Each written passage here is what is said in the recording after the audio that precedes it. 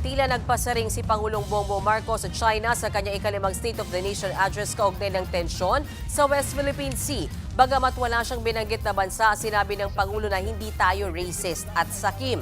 Kasunod yan ang nag-viral na AI-generated video ng China Daily kung saan binomba ng tubig ang isang unggoy na nakabarong. Pati na ang panghahampas ng China Coast Guard sa mga tauhan ng Philippine Navy sa Ayungin Shoal at pambobomba ng China sa barko ng Pilipinas sa Bajo de Masinloc.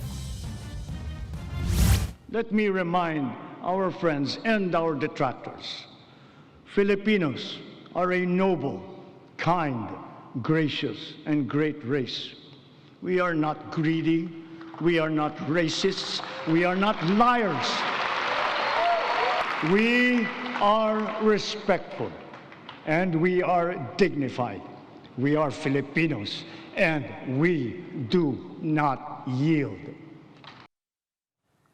Ibinida rin ni Pangulong Marcos ang 10th anniversary ng arbitral ruling na kumikilala sa karapatan ng Pilipinas sa West Philippine Sea. Nanawagan din siya sa mga Pilipino na maging magkakampi sa isyong ito.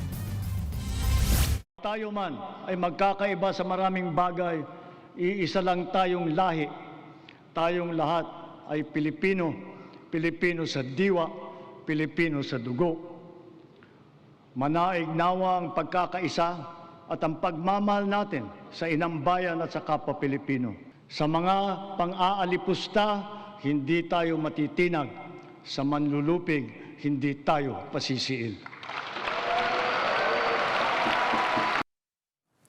Para naman sa PCG, inspirasyon sa kanila ang pagkondena ng Pangulo sa tensyon sa West Philippine Sea para gawin ang kanilang trabaho para protektahan ang mga Pilipino. Mga kapatid, Mean Los Baños po, huwag magpahuli sa mga balita at impormasyong dapat ninyong malaman.